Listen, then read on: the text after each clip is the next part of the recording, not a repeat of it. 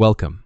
Today, we will discuss shift-reduce parsing, which is a foundational approach in the field of compiler design. Let us proceed by first understanding the fundamental concepts of shift-reduce parsing and its role in syntactic analysis.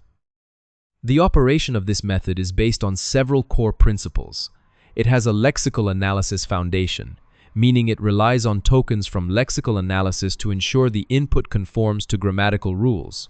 It utilizes a bottom-up approach, constructing a parse tree by iteratively reducing the input string to the grammar's start symbol. This is driven by two main operations, shift and reduce, where input symbols are shifted onto a stack and then reduced according to grammar rules.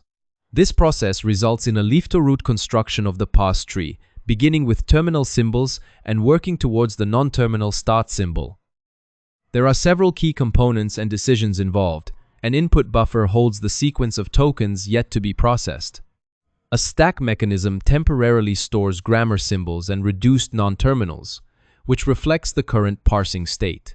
An optional parsing table can be used to guide the parser's decisions, indicating whether to perform a shift or a reduce action. Ultimately, the parser's flow is dictated by four basic actions at each step: shift, reduce, accept, or error. We will now turn to the practical application of these concepts and examine the detailed actions involved in the process. There are four fundamental parsing actions.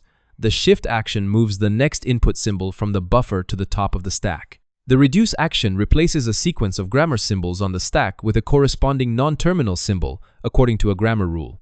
The accept action signifies the successful completion of parsing, occurring when the stack holds only the start symbol and all input has been consumed. Finally, an error action indicates a syntax error when no valid shift, reduce, or accept action can be performed. Let's review an illustrative parsing example. The initial configuration begins with an empty stack and the input string ID plus ID $ in the buffer. The parser first shifts ID, then the plus symbol, and then the next ID from the input onto the stack.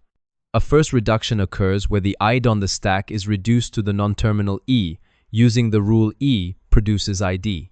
In handling the operator, the plus symbol is shifted, followed by the next ID. A second reduction then takes place where this newly shifted ID is also reduced to E, resulting in E plus E on the stack. The final reduction then reduces the sequence E plus E to a single E. Following the grammar rule, E produces E plus E.